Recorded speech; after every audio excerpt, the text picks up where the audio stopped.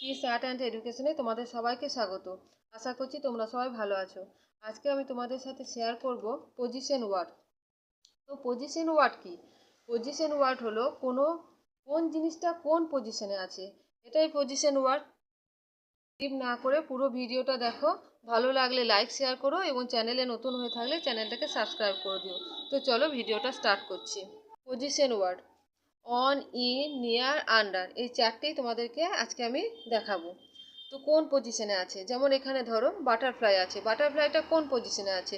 ফুলের ওপরে আছে, ওপরের পজিশনে আছে। তো ওপরে থাকলে কি হবে? ওপরে থাকলে অন হবে।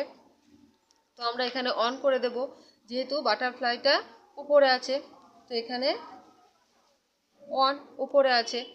আর এখানে কাটারফ্লাইটা কি কোথায় আছে? যে ব্যাঙের যে ছাতাটা আছে তার নিচে আছে, আর নিচে থাকলে কি হবে? আন্ডার হবে, আন্ডার বসছে।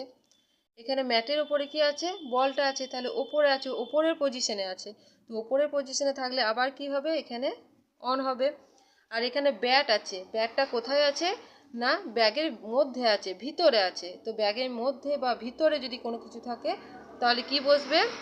ইন বসবে। আবার এখানে দেখো হাঁস, ডাকটা কোথায় আছে? না, ছাতার নিচে আছে। তো নিচে থাকলে কি হবে?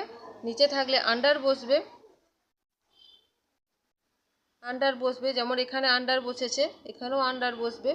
আর এখানে বেড়ালটা কোথায় আছে? যে বক্সের মধ্যে আছে। তো মধ্যে থাকলে কি হবে? যেমন এখানে ভিতরে ছিল বা মধ্যে ছিল, ইন হয়েছে, এখানেও ইন বসবে। দেখো নিয়ারটা কোথায় বসবে? যে কোনো কিছুর পাশে যদি কিছু থাকে তাহলে নিয়ার বসবে। যেমন এখানে হাট আছে, হাটের পাশে কি আছে? র্যাটটা আছে। তো এখানে কি বসবে? নিয়ার, এখানে নিয়ার বসবে। যদি ভিডিওটা তোমাদের কাছে হেল্পফুল বলে মনে হয় তাহলে প্লিজ লাইক শেয়ার করো এবং চ্যানেলে নতুন হয়ে থাকলে চ্যানেলটাকে সাবস্ক্রাইব করে দিও। দেখা হচ্ছে নেক্সট ভিডিওতে।